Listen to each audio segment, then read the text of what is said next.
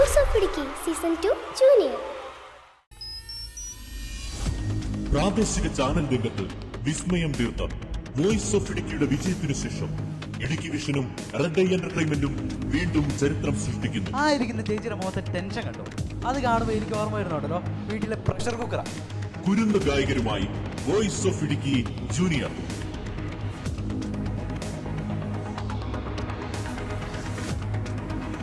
मेरे सनम मुझको तेरी कसम, ओ मेरे सनम मुझको तेरी कसम.